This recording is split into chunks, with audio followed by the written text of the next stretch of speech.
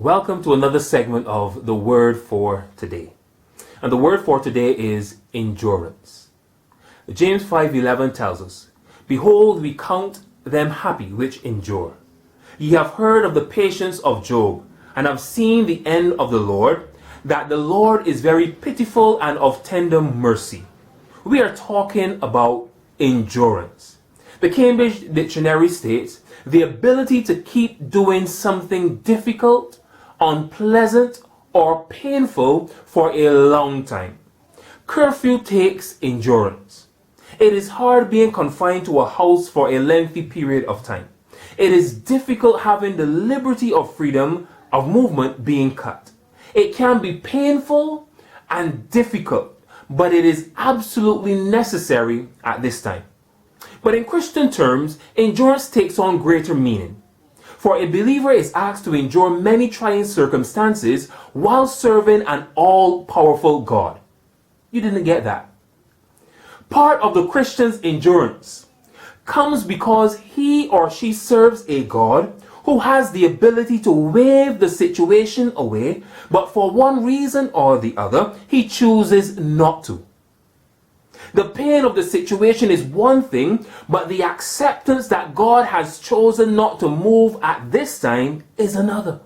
The Greek word for endure states to persevere under misfortunes and trials, to hold fast to one's faith in Christ. In other words, endurance is maintaining your faith in God in the midst of trials and hardships. Contrary to popular belief, the Christian journey is not a bed of roses. James draws examples from Job. Job's test serves to remind us of the real world we live in. It also proves that the people of God aren't exempted from hardships and trials. Job was tried in all areas of life we face today. Loss of means, loss of loved ones, loss of health. It takes endurance to maintain a firm grip on one's faith in Christ when going through. That was Job's biggest challenge, for even his wife wanted him to give up the fight, but Job was determined to endure. And Job, in his sorrow, declared that the Lord giveth and the Lord taketh away. Blessed be the name of the Lord. It was tough, it was painful, it was unpleasant, but Job held on to his faith and he endured.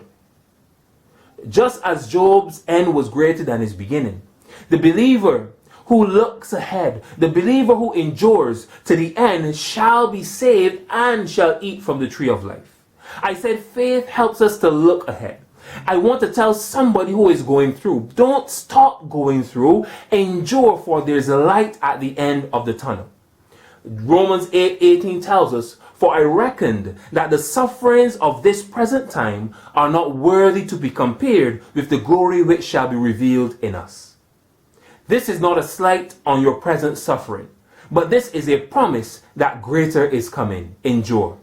To my people today in the fight of COVID-19, let us as a people endure.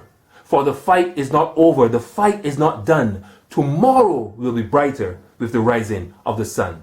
The word for today is endurance.